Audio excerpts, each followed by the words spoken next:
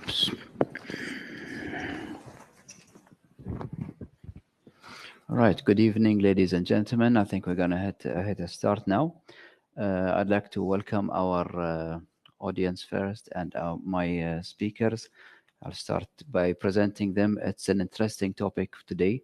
We have Mr. Ala Al-Bahrani, Senior Manager of Information Security, Ahli Bank, CISO of Al-Baraka Bank, Khalid Walid, and we have Mr. Aman from Ahli United Bank, one CFO, Khaliji Commercial, and Layla, she is my CFO and benefit.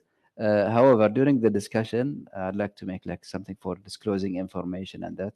What we're going to be speaking, and my dear guests are going to be speaking about best practices from their own view as professionals. So it will not say that this is something implemented in our company or in their bank or something, just for confidentiality reasons, and that especially our security guys, because we have some people who are afraid of reconnaissance and that. So our topic today is going to be very interesting. It's about securing budgets for our security projects. This has become something on demand because of the digitization and the move towards electronic transactions, and more solutions are happening, and also because of other things that cause us problems and demanding more security things is that warfare is not by tanks now and by missiles, and that most of it is done on the cyber world, on the internet. So you can see more attacks on cyber things, and that cause harm to critical infrastructure. We are all from the financial sector, so this is one of the critical sectors of Bahrain. Last year there was a big incident on a critical infrastructure in the state, for example, of ransomware. They've shut down maybe a quarter of the country's fuel pipelines. So this is making us as security guys scream for budgets and demanding more and more of like changes, or the finance guys have to flex their muscles to get us some money, and that they don't refuse it. They know it's for the good of the company and our banks, but sometimes we need to have conversations like the one I was just having with Layla a few seconds before we start. But she's so cooperative and other. So I'll start by my first question to Khalid. See, Gartner says that top performing CISOs in organizations are spending more of their time building relationships with non-IT people. What's your take on this? Thank you, Ali. Thank you for attending this important event. It is very important that you establish a very close relationship with the executive management. It's also important to have a close relationship with the board. It's also important to have a close relationship with the operational staff. So when we have these three type of audience, for the board, you should always communicate the message that this is a business challenge. It's a business issue that we should resolve. And if the board, they don't understand that it's a business issue, they will not support you enough. They have to understand that it's a business issue. They have to understand the threat landscape, what is going on around the world. They have to understand the risk that will happen if the CISO did not do his job or her job. Yeah. So it's very important, I see it, that you have to establish a very close relationship with the board. This is step number one. So they are non-IT. They are not specialized in security. So it is your job as CISO or as any professional is to communicate this message in a business language. So you have to speak the business language in order to have their buy-in in order to get things done. Otherwise, you will face lots of challenges. So this is number one. Number two, you have to establish a close relationship with the executive management, which are the non-also tech guys, for the reason that they have to understand the threats, they have to understand the risks, and they have to understand that by having you in the company implementing those, controls and measures, you are actually protecting them. So they have to understand this. This is a very important point. We always face the challenge that if they don't understand cybersecurity, they understand the risk landscape, if they understand what is going on around the world, it's like a black page for them. They don't see it. So you will come to enforce to get the buy-in from the executive management. They will not give you the support because they don't feel it or understand the risk. So this is something very important. And secondly, is that you have always to be in line with the business. So it cannot be that cybersecurity is in one direction and the business is in another direction. So this will cause a big gap. If you cannot align both of them, then it means that you will not get the buy-in as well. Thank you, Khalid. Thank you. Badford? Yeah, there is one last point, which is the operational staff. You have to be close with the with the business people, that they have to understand and be aware, as of awareness, how to deal with the threats, with the cybersecurity threats. You have to understand the operational processes in order to integrate your, integrate your measures. Otherwise, if you want for your cybersecurity program to be effective, you must integrate it with the operational business. Part of it. Yes. Thank you, Khalid. Thank you. This is taking me to a conversation I was having with my team today. I said part of my job as a CISO, as a communicator, I go and sit with non-technical teams and chat, not necessarily about security, about things, about lives and that. So I'm like putting the grease in the engine. When you request something from that department, I've already had a nice relationship, so they will do the security things that you require. Or if I stop something or delay something, they will be like more acceptable. So jumping on the same topic to the finance part, executive teams and boards of directors are starting to turn their sight towards information and risk, as we mentioned. Now, how do you see this direction from your view as a CFO? Yeah, now it's working, right? So first of all, thank you everyone for coming, and to the ladies, happy International Women's Day. To be honest, it's a very good question. I was just attending a training for women on boards. It was tailored for women to be on boards. And one of the key topics and one specific module was designed as data privacy and cybersecurity and information security.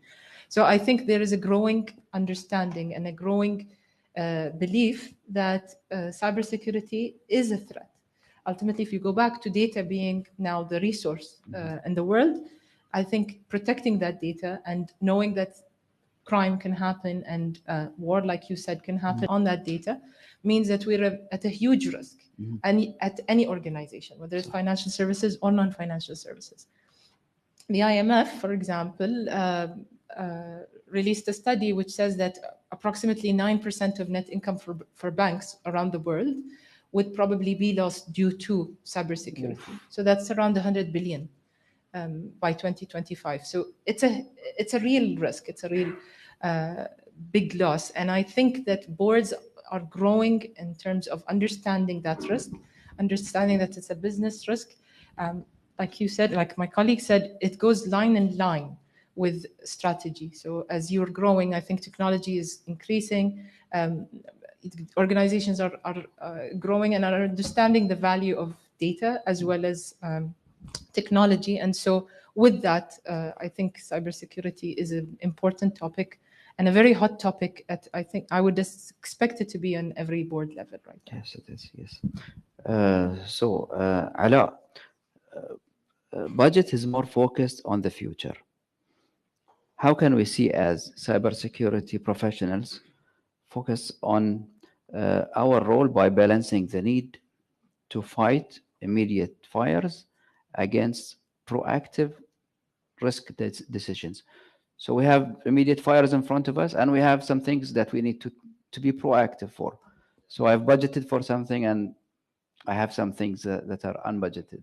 That's a very bad position to be at. You know, the last thing you want to do is that you want to put out a fire and then you don't have the budget for it because you didn't plan it right. So I think that's the key word here. When we plan for our cybersecurity projects, we do our research, we do our due diligence, we think ahead for the next 12 months, for example, what are we planning on doing? But then at the same time, we need to add some buffer.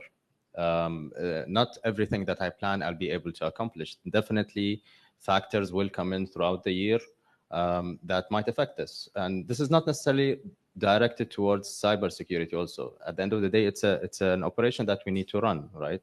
So for example, people, resources from my team might leave. The business might change their alignment also during the year. So a lot of factors might change all of that planning altogether. But then it's bad planning not to plan, right? So a buffer needs to be included there. This buffer will be used in these type of situations where something comes up, a regulation came up, a finding from an audit came up, and a security assessment that I need to close down, something urgent from management came in. Whatever the reason is, there has to be something in my pocket that I can use. And then, of course, if all things come to an end, the finance team. Those are the guys that we always reach out to that that help us or support us in budgeting that activity. And this is, I think, where what you mentioned and what Khalid also mentioned in the beginning is that when we build the relation with the finance team, this is exactly the reason why we do it. We try to talk to them in a common language. We try to address our issues in their eyes and in their perspectives. So when the time comes to really fight something, we fight it together rather than fighting them and avoiding the problem itself. Thank you, Allah. Thank you. Mr. Aman, distributed decision-making has expanded the volume and variety of information risk decisions to support. How does this affect you as finance department? First of all, good evening, everyone. Thank you for attending the session. Distributed decision-making, I think it's not just in information security nowadays, it's everywhere. So now is a time when you have decentralized committees, task force, which are more technical in nature. It's very rare you see a management committee taking a decision on feasibility of a project or technical project, say a DMARC project or a DDoS project or a firewall, for example. Now what's happening, since these tasks are decentralized and given to specific technical people, it's good and bad. Good in a sense that the people who are taking a decision are actually the ones that should have been involved in the decision in the first place. Secondly, bad in a sense that, okay, of course it will increase volume when it comes to, especially when it comes to finance. Since if I talk from my experience, I handle the internal control function. So we have to put more controls around it. In terms of contracts, we have to study more contracts. In terms of budgeting, we have to make sure that we account for all of these initiatives, all of these projects that have been discussed. So of course, it will increase the volume and it will increase, but at the same time, it will result in a more technical and more goal-oriented approach towards problem solving. And when it comes to especially information security, this is something that goes hand in hand with increase in technology over the period. So us as finance, whenever we see, or me as a CFO, whenever I see an increase or advent of a new technology, of course, you have to foresee that it will be translated into basically the cybersecurity measures, which will be discussed in various tasks by various task forces and committees, and translated into a larger volume to process. Yeah. Okay, so that's now from your point of view as finance. From the point of view of information security, this is another, maybe I call it a nightmare for us. That's what we call shadow IT, where you have other people doing decisions on systems and that other than the IT department, where you have, for example, finance bringing their own system. They say, we want this system. Legal will have their own system. Some compliance will have a GRC solution. So how can we handle that? What is it doing to you as a security professional? It's not easy to tackle, but I think the main way to come around this is governance at the end of the day, and not cybersecurity governance. I'm talking about enterprise governance. I'm talking about business governance. Policies and procedures, they need to be in place. Understanding needs to be across the enterprise itself, that if we wanted to implement something, if we wanted to buy something, if we wanted to have a new system into our organization, this is the department that we need to kick off that project with, or start that project with. And then most of the time it will be the PMO office. And then the PMO officer's responsibility is to make sure that all of the stakeholders, the concerned stakeholders, are involved into that project at the same time. So yes, some organizations today are in a mess. There's a lot of systems out there. There's a lot of shadow IT assets throughout the organization, and everybody's working in a silo. This is my system. I'll take care of it. You don't need to interfere into it. But then at the same time, I think we do have a good maturity level also across other enterprises because of enterprise governance. I think that's the key word, and that's where we need to focus more. Yeah. And that's something very mature in Bahrain, and as we have the central bank for our sector, it's regulating all that. We have to have specific rules and that apply to everyone, to all systems, all departments. Now, Ali, we are both highly specialized professionals. We are in finance and IT. We have a lot of jargon that we deal with. From your experience as a CFO and a life coach, can you please comment about the use of jargon and technical professionals when they're communicating to non-technical? I've caught, since we started, I caught maybe 4 or 5 jargons that either one of us might not know. Yeah. So it's a good point. And I think being among people who are in the same field, it's actually always easy to go and talk about the jargon. I know me and Aman would speak a different language, and I think we spoke a lot about matters that are related to us and terms like, that are IMF, probably... is it a firewall? IMF is International Monetary Fund, but yes, you're absolutely right.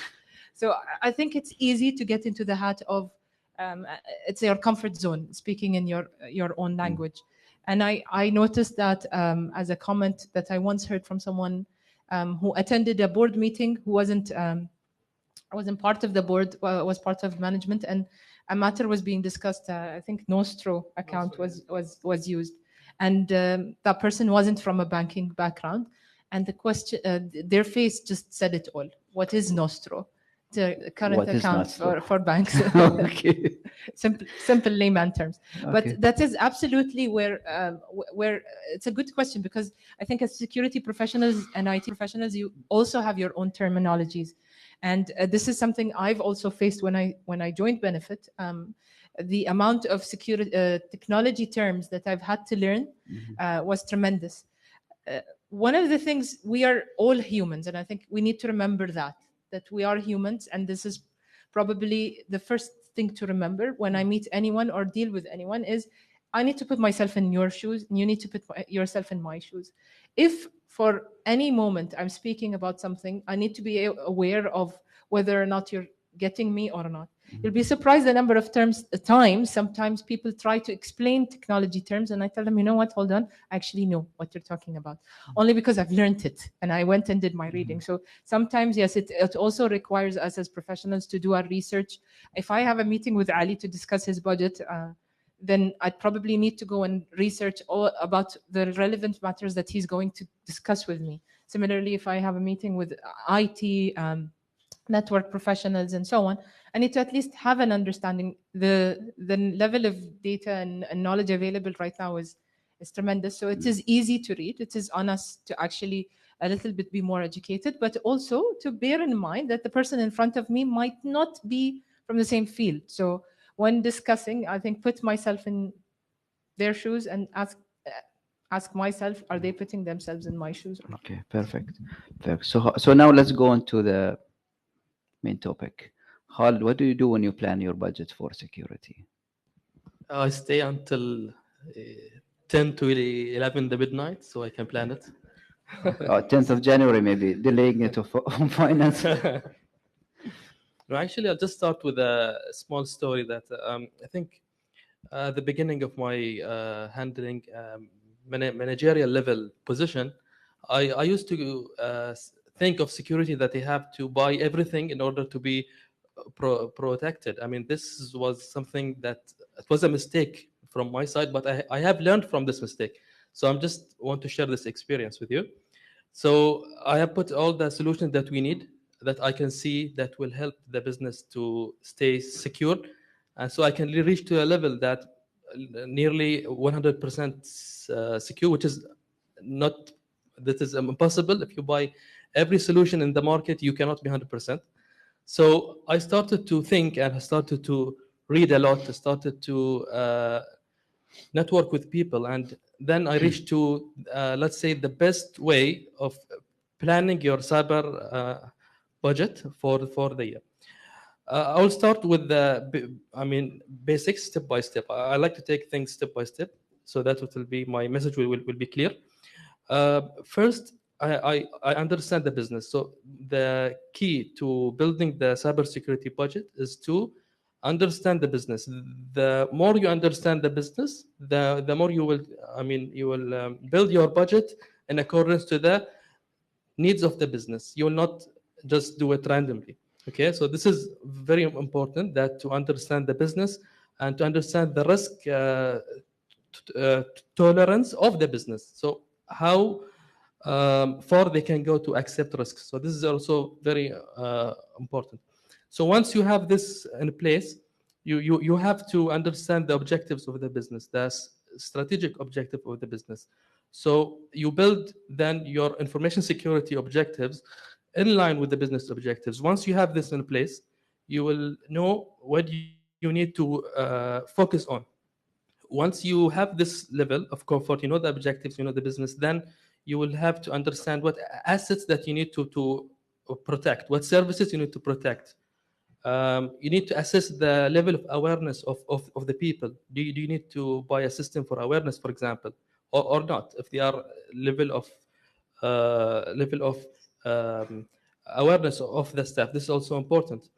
And then you will have to understand the risk landscape, what's called the threat landscape. You have to see what is mostly now the hackers, they target for example, the finance industry, what they are doing. Once you understand the threats, the landscape, what is going on in the world, you will know what flavor of let's say the controls or measures that you need to have in place. This is for certain time, and then you have to reassess year by year, because the threat landscape will change and evolve. You cannot use a traditional antivirus nowadays to protect a business.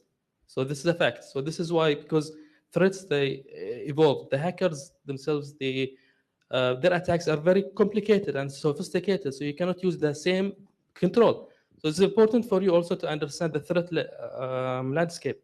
So this is something also important. I'll not take more time, just to a couple of items. So once you do this, you have to do the risk assessment. So you have to assess the risks and you have to put your priorities.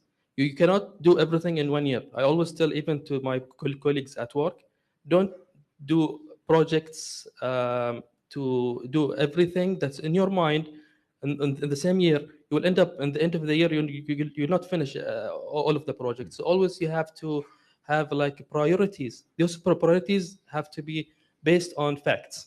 So you put your priorities based on the business objective this year, on the threat landscape, the level of awareness of the staff, so all of those things. This is also important thing that we have to keep in our mind. And lastly, once you have your budget items, now you have taken all the steps, you have to do the return of investment analysis, your cost benefit analysis. You have to know, is it worth it for me buying this to manage this risk? This is very important. If you do your homework and do cost benefit analysis, return of investment, it will be very easy for you to convince the management that this will, for example, protect you from 1 to 3, that it could cause, for example, loss of 1 million. Okay, the board or the executive management, they will give you the support for the budget. So this Very is good. important. Thank you, Hal, for sharing this thorough information.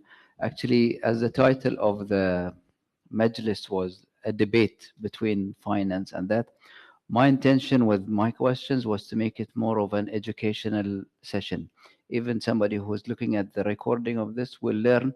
For us, especially most of the audience of NGN are security people. So we want to educate our field of how to communicate, how to get a how to make the best of the budget and that. Now, after Khalid's point, I'm asking Aman, what is your role in making sure that budgets are prioritized properly? After what he said now. It's a very good question. So budgeting as an exercise, it was more of one time a year exercise where you sit maybe in the last quarter of the year with various business units, you account for their performance next year, you get their buy-in, you present to the board, get done. But when it comes to the information security, as we see, I mean, it's an evolving field, right?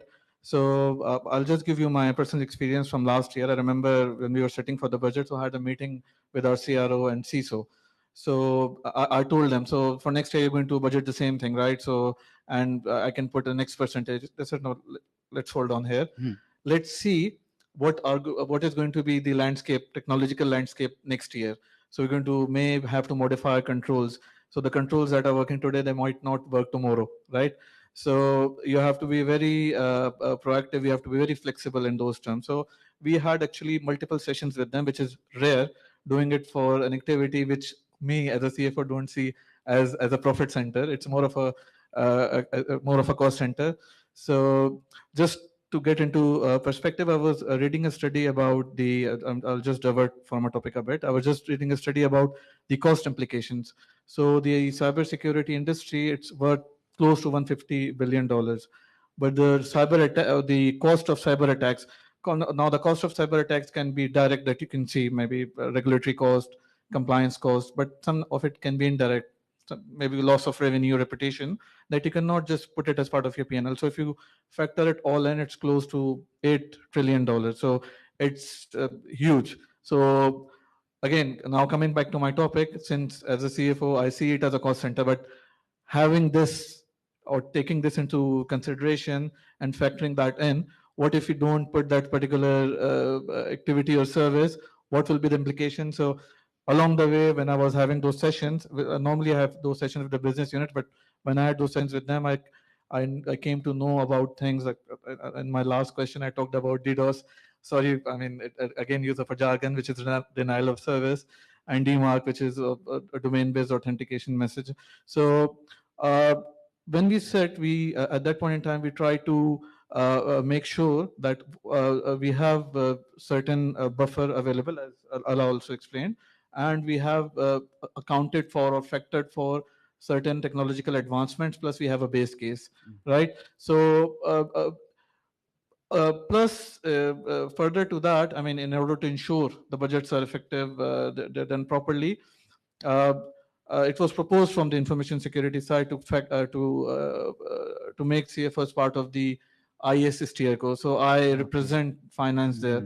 So I have certain say. I understand. See, if you tell me at the end of the day, you come to me and ask me to sign a contract, I might not have an insight. But when I'm part of that decision, like going back to your first question about decentralized decision making, when I'm part of that, I will be in a better position to provide my input. So this is how we ensure, and of course, as the year progresses, we review our controls, because no, technology will not wait for you for another year, right? And there will be changes, especially when it comes to fintechs and banks. They are evolving at a very rapid pace, the technological aspect of it. So you have to be we have to be flexible, you have to be vigilant always, and to make sure that your controls are appropriate. And if there's something that need to add, you need to Otherwise, the cost implications will be far more than you can imagine, right? Okay, very good.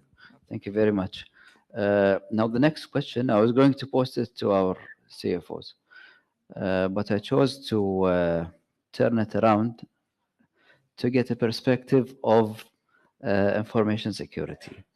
You know, Ala, budget proposals are delayed for initiatives that cybersecurity supports, but are owned by other departments. So, what's your point of view of that, and how can you communicate to the CFO that you are delayed in preparing your budget for next year because of other departments? Or how can you get it quick? How can I get? Let's tackle the delayed part first. The delayed part comes in because we understand, like Khalid mentioned already, we understand that we exist in an organization to support the business. We exist in the organization because we want to make sure that whatever goals and objectives the business has, we want to make sure that they're delivered in the most secure manner and the most protected manner for the organization itself. So yes, of course, we'll go and talk to business. We'll discuss with the business in order to understand how they're running, what they need to run, and then how can we protect them. So there are situations where we're delayed because of this. Now, how can we tackle this? I think we need to pre-plan it a little bit earlier, but that is also not as easy as it's said, because of the changing threat landscape that we have, because of the changing demands we have in the business, because of probably the bank decides to go into a complete makeover when it comes to digitalization, or when it comes to acquiring other businesses or customers and so on and so forth. So it requires us also to be engaged all the time, and we completely understand that finance are not happy with this, and they're always pushing because they have their own deadlines to meet.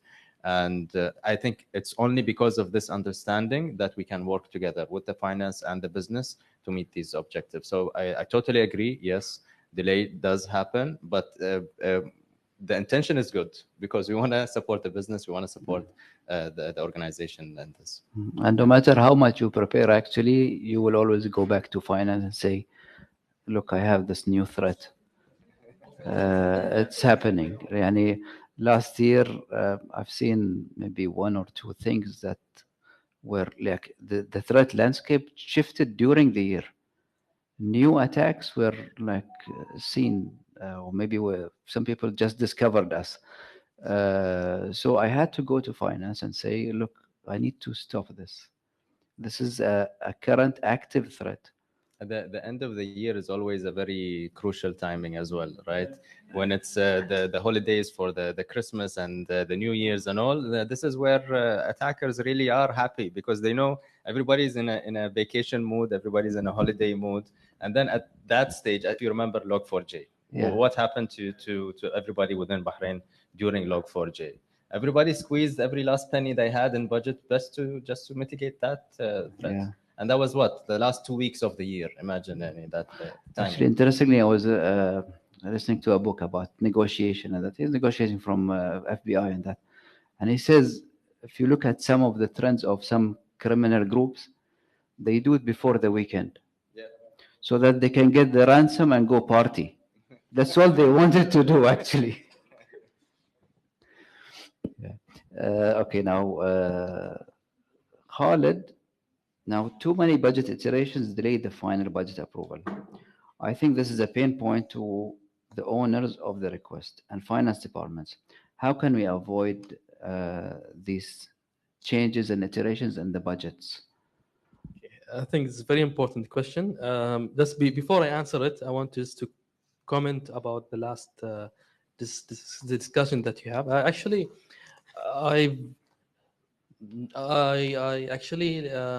noticed that when since the start of my job, I noticed that every time that we submit a budget, it has to be slashed with 10 to 20%. Okay, this is something. This is a practice that I've seen since I joined the organization. Okay, this is where the debate starts. So for me, I've seen something cut by 50%. 50%. Yes.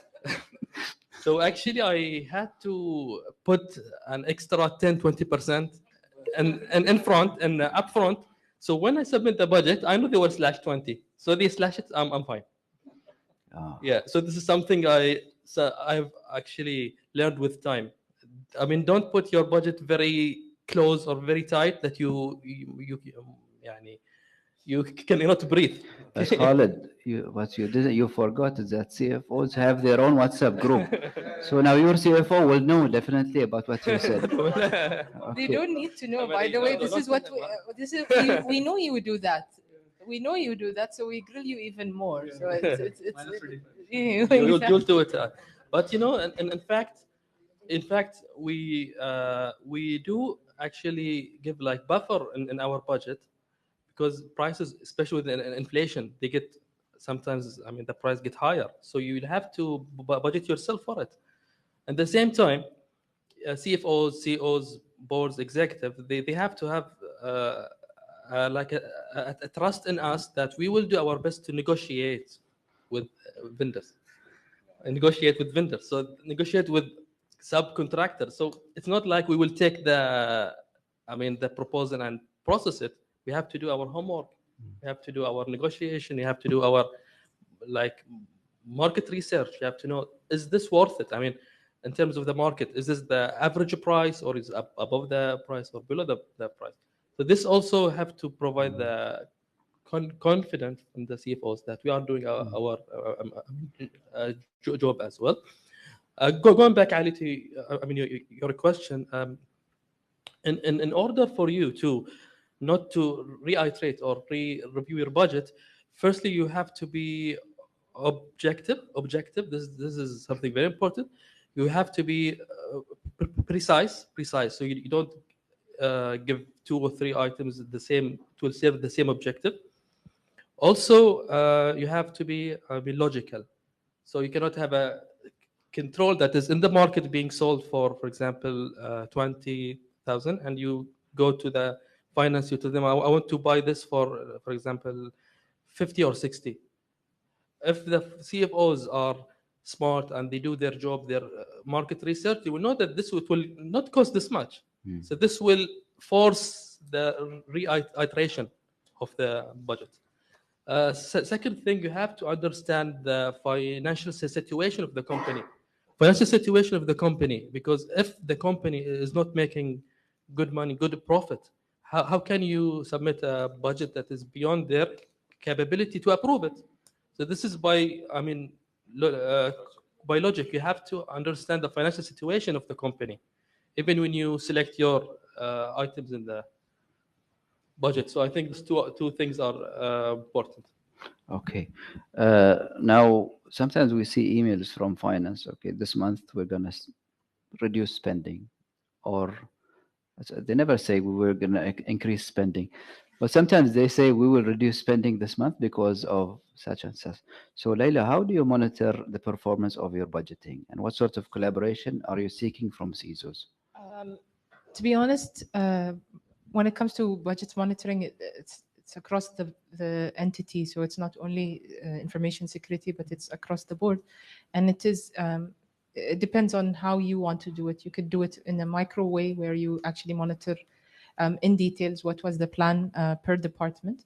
So if we take what Akhoy Khalid or Akhoy Ala were saying, when they set their budget, they already have a plan. They know, and they also factor for that potential changes due to changes in landscape.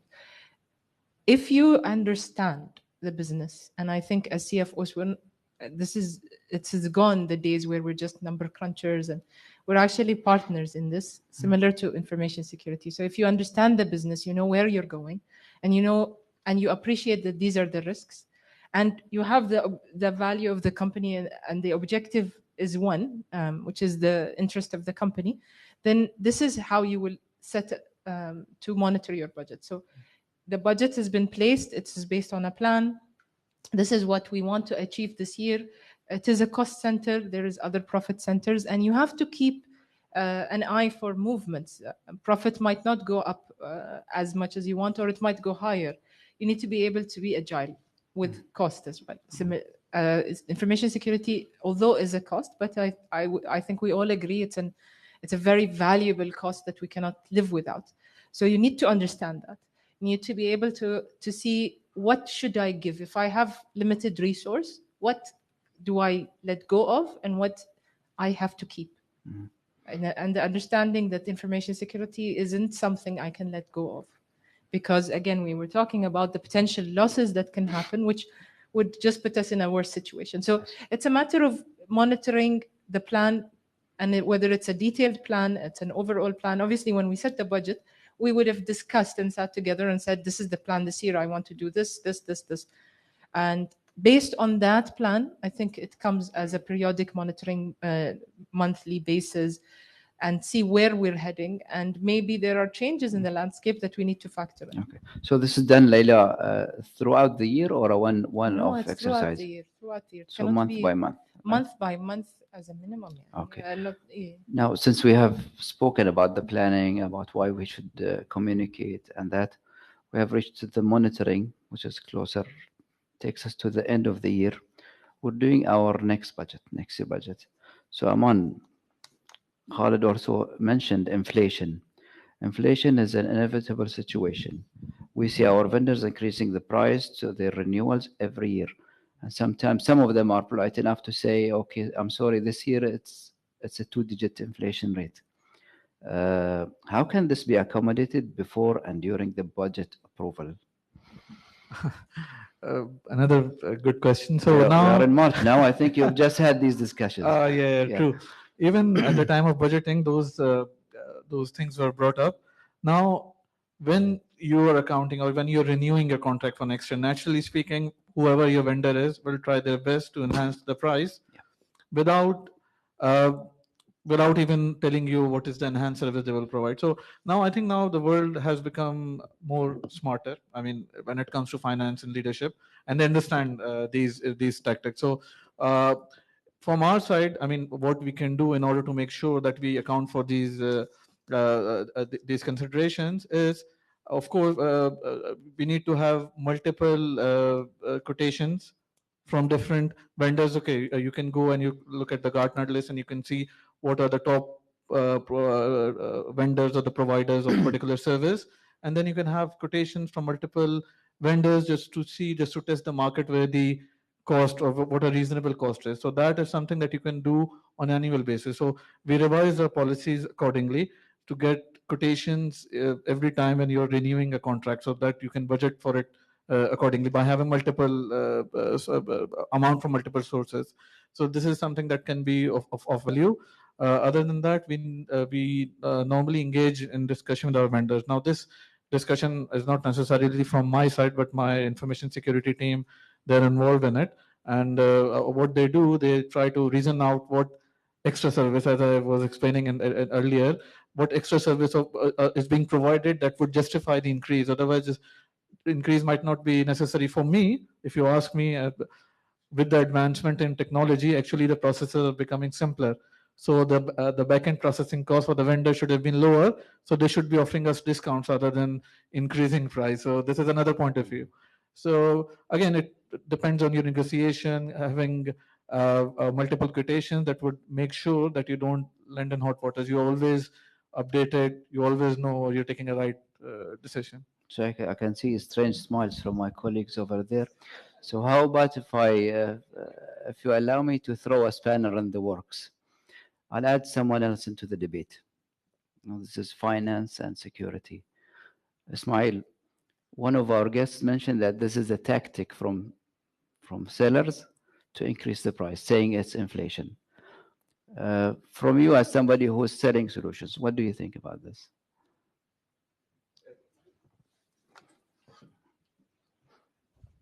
This was unplanned.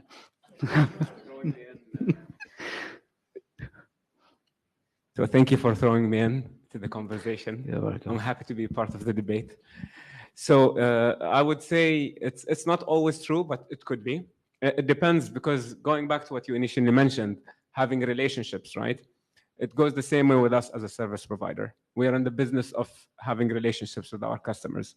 So if there is that level of trust between you and your customers, you would assume that there are no such games that are being played. Now, we also recognize that as a local service provider, we also have international vendors in the middle, right? So sometimes we're communicating what they are communicating through us. So I would say if you have that concern, I would have to say you're working with the wrong partner. You should only be with partners that you trust, that you don't have those games or those concerns when you are dealing with them, whether it's a local service provider or an international vendor. Because at the end of the day, value should be mutually inclusive. It should not be exclusive. My win is your win. And I would say that's my opinion on it. Thank you, If I can just add one thing, actually to be an effective partner, يعني, alhamdulillah, يعني NGN is doing a very excellent job in this, is that the partner will do the negotiation for you. I mean, this is you want to reach to a level where your partner will do the negotiation on your behalf. So this will actually save you time. Also, it will also create this like mutual trust that you just mentioned, Ismail. Thank you very much. I want to ask a question for the team too. I'd love to hear their feedback, because this is something that both CISOs and us as the local partner that face. It's not always necessarily, I would say, about missed budgets, but when there are price changes due to, let's say, a shift in the project. So the project gets delayed and the budget is lost. The price was locked for closing date. For example, it was committed for 31st of March. Then the vendors would say that, you know what, I have a new price book. And actually from experience, I can tell you these vendors have very automated systems. So they have CRMs, they have price books, etc. And in fact, these prices cannot be changed. So I would love to hear your feedback, joint feedback on this. Thank you. We spoke about distributed approvals, right? So if it was in the hand of only one person or one department, that would be something that we can tackle very easily. We can meet the deadlines, the special pricing discounts, any offers by the vendors or by the international vendors as well. But unfortunately, it's not as easy. From past experiences, I've been there. Prices were locked, and sometimes the lock-in happens within 3 days. You have 3 days to give me an order, not NGN, of course, was another vendor. You have 3 days to give me an order, otherwise the price is spiked up by 15%. And then that will be locked in for a month. Within that 1 month, if you don't give me an order, the price will be hiked up another 10% also. So the pressure is there from the vendors because it's there from the international vendors, just cascading down. So how to deal with this is that committees, for example, or personal relations. Now, this is where it actually comes in handy. The CISO will go directly to the CFO and explains the situation. This is what we have, 1, 2, and 3. What can I do to make this happen? So this is where we want to make sure that both the CISO department and the finance department are sitting in the same boat, because like you said, it's inclusive, right? A win for both of us, whether it was the vendor or the bank. So this is how we tackle it. Unfortunately, it doesn't work out all the time. I mean, that's reality, but that's how I would tackle it. Alloy, and if you say what the word tactics, we don't say it does not exist. There are tactics. However, we trust our finance team because they're dealing with different types of vendors, by the way, different industries of vendors. So they're dealing with information security vendors. They're dealing with marketing vendors, so who know how to sell, and that they're dealing with HR vendors. They're dealing with like governments, with even tax and revenue collectors. So they know all the tactics of all the groups. So when I say, Layla, for example, I want this budget, she says, just wait and I'll do it for you. I just trust. And it happens. Most of the times it will happen. So that's just a comment on the side of... also, I want to add something, thank you, Ali, that some vendors, I personally saw this, some vendors, they take the risk and they initiate the order before you give them the approval. they take your word for like a granted, and this is something that creates a very close relationship between the partner and the company itself, because both are taking a risk, but what I would say should be a calculated risk here, because if you not obtain the approvals, then you have to pay from your salary. So No, I would stop it actually from the beginning, because it's outside the governance thing. Governance Sometimes the borderlines. You don't initiate the project before approvals and yes. things. But on this point, you said a very important point. If you don't have enough trust with your partners, not vendors, then it won't work. You have the wrong partner. So and again, if you put yourself in the shoes of finance today, if prices are hiked by double-digit rates or whatsoever reason, this actually puts a lot of pressure on the finance to actually convince management and the board ultimately as to why this has happened. And it means that the whole process was done wrong, because ultimately if you planned properly, you wouldn't be in that situation. So again, we need to understand that we're all a team. We might face different stakeholders, and we'll have to explain the story from a different perspective, but it's the one story, and that is ultimately the benefit of that entity. Now, if you want to engage with any vendor, they have to be the right partner. There is always room, but there is also meet me halfway. There's always meet me halfway, and that halfway could be price cuts, it could be different services, it could be something. There is always a way to meet each other halfway, and I think this is important whenever you have such issues coming up. Also, I want to highlight something. I mean, when I told that don't take a risk, calculated risk, I mean, honestly speaking, I mean, don't do this at home. This is what they, don't try this at home, okay? But what I mean is that you obtain the approvals, everything from the required as a process, but sometimes you need to complete the paperwork. So this sometimes takes time. Yeah. So you obtain the approvals. Don't I mean, do it at home. I just want to be clear on this. Let's have the last comment from Aman. I have a very, most of my colleagues have answered very well, covered finance and information security aspects. Just one thing to add, there are two types of services. One that is running, you can be proactive in that regard. You can get your approvals well before time, but especially the issue comes when it's something new. Then that point that was raised is that you have to trust your partner. This is where the trust element comes in. And us, as we were discussing earlier, that we always, us as CFOs or finance guys, we keep a buffer for these contingencies. And one thing to keep in mind, that information security is very important. It's something that everybody is focusing on, but that is not the only thing in the organization. There are other things to worry about as well. So we take a holistic perspective. Yes. Okay, thank you very much. Huh? Okay, so thank you very much for my guests and for the audience, and we'll receive maybe 2 or 3 questions from the audience. تفضل محمود.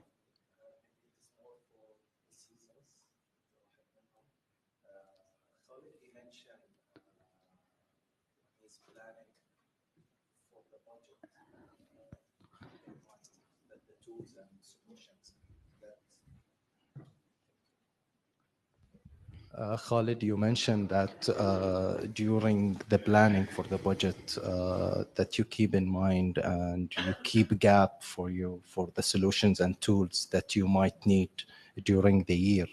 Do you consider the training as well in your budget, or you consider this as a part of the training and development department? It is actually part of the budget. When it comes to the budget, it's you have to consider your staff as well. So staff in terms of 2 things: your staff that in the department need to go for trainings, for example, to improve their skills, their knowledge. Secondly, you have to plan for your awareness of the staff. So these 2 aspects are also very important to have them. Also, you have to have a budget to retain the cybersecurity staff. Yeah. sit with you? Is it with HR budget, or do you see it as security? It depends really where you want. So from organization to organization, entity to entity, it could differ. Ultimately, whether it is sitting in HR's budget or information security, specifically training, training would be specific to information security. Other departments would require training for their respective departments. So regardless of where it sits, but that training would come for information security. So yeah. See, now since information security is something that is evolving, I personally have seen a lot of outsourcing when it comes to the CISO functions and the information security function. So when it comes to HR, they might have limited say because they themselves are upskilling themselves in terms of hiring the right information security people. So it goes more towards the information security budget rather than HR. But with time, we will see, as with other fields, that this is something that HR will be taking care of it in the future. Yeah. Thank you very much for the question there.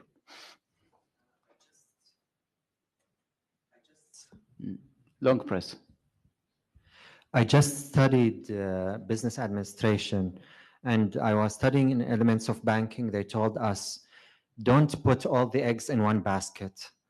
So I preferred having 2 or 3 bank accounts, and I want to know about cybersecurity. Are they going to know how much is the budget in each bank, or it will be private, like they will respect the privacy of it? So I used to like this idea about not putting all my eggs in one basket. How much you think this fact is true in my real life or in other people's life, actually? Maybe Leila?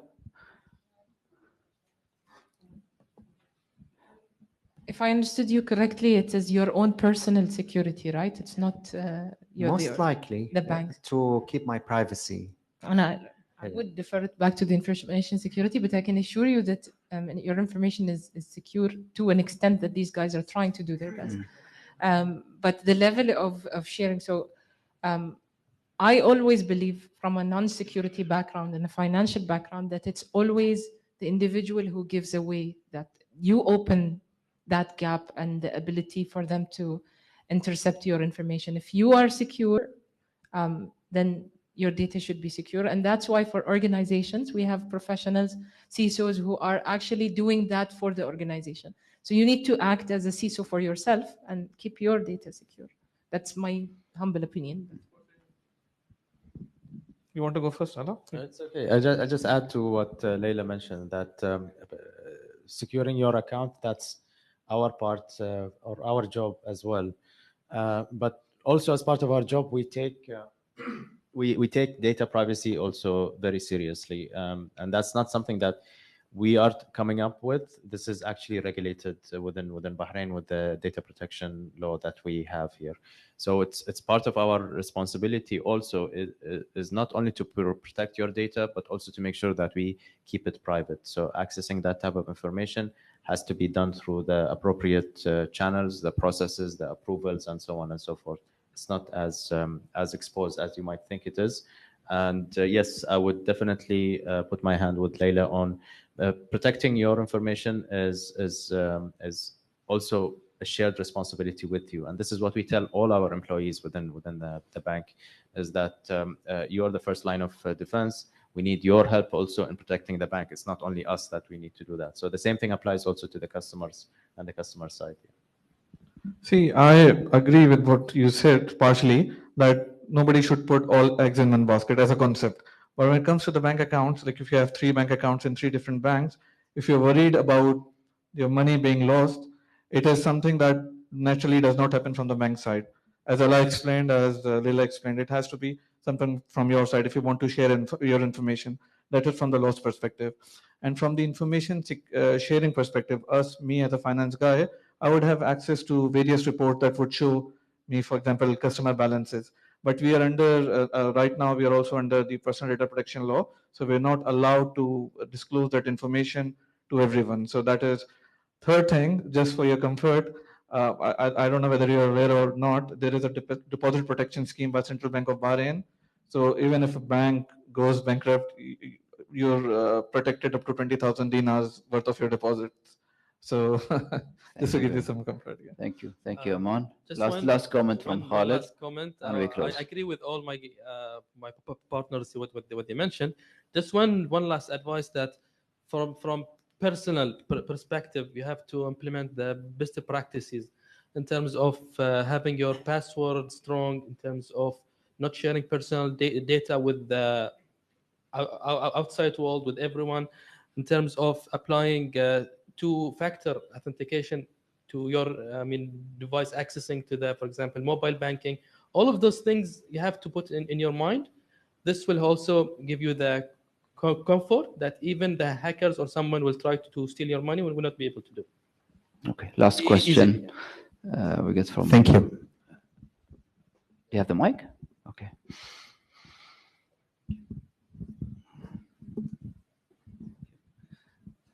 So my question is somewhat related to the regulators. Like most of the regulators, they give you a mandate of how to secure your data or rules and regulations that each entity must follow. But do the regulators also have a right to say allocate a certain percentage of your annual budget towards securing towards cybersecurity? Can the regulators do that? From my side, I didn't see something like that.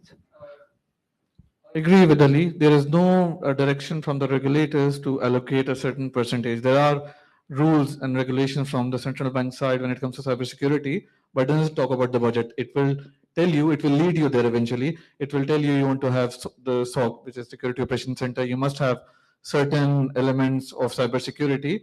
So this is more of your decision as a bank to implement those requirements, and then you can compute your budget accordingly. But they will not I don't think even in the future they will stress on the percentage of budget to be allocated towards cybersecurity. Thank you very much, guys. That I think was I'll. my follow-up actually. That Yeah, like why- go ahead. Ismail is happy Yeah. for this. So- Close. Sorry, just a little quick question, a comment as well. How much you spend isn't necessarily how secure you are. So this is the most important takeaway. It's not about how much you spend.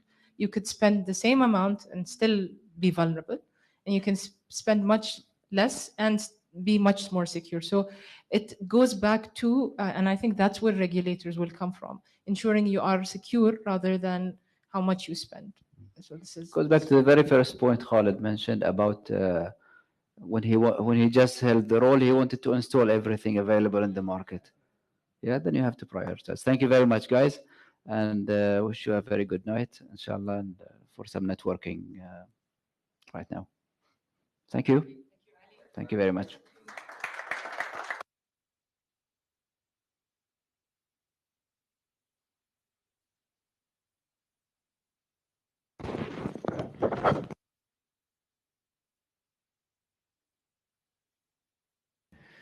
I need Mariam's assistance.